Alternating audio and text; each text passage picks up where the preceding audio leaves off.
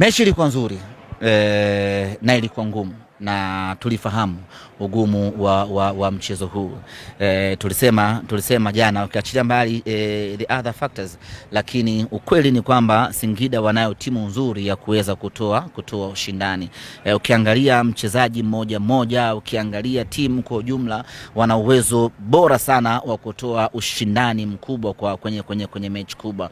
Wana wachezaji very mature, wana wachezaji wenye uwezo wa kushindana, wana wachezaji wenye uwezo wa kupambana kwa dakika 90. Tulistudy Singida, tukafahamu strength yao, tukafahamu na udhaifu wao, tukasema twendeni tukaweke mali chini, twendeni tukacheze nao. Tukatumia madhaifu yao kuweza kupata magoli ambao tumeyapata, na kusema kweli tuwapongeze wachezaji wetu kupata ushindi kwenye mechi yenye pressure kubwa kama hii, kucheza mechi kwenye mazingira kama hayo inahitaji utulivu wa akili, inahitaji utimamu kweli wa kimwili, na vyote hivyo viliweza kufanyika.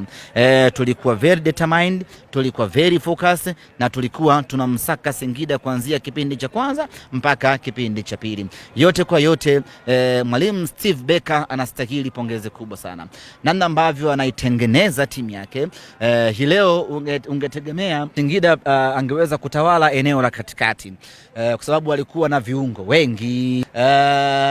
Sisi tukawa na Neo Maema pamoja na Mwamba Lusaka kwa John hivyo muona bane, lakini pamoja na kwamba hawa si wakabaji halisi, lakini wakafanikiwa kuwadhibiti viungo wote wa Singida ambao walikuwa wamejaa pale katikati. Na ni kwa nini? Kwa kutumia akili. Wenyewe wamejaza nguvu, sisi tumejaza akili. Yuko Mwamba Lusaka, yuko Neo Maema. Hao ni mascientists wa football.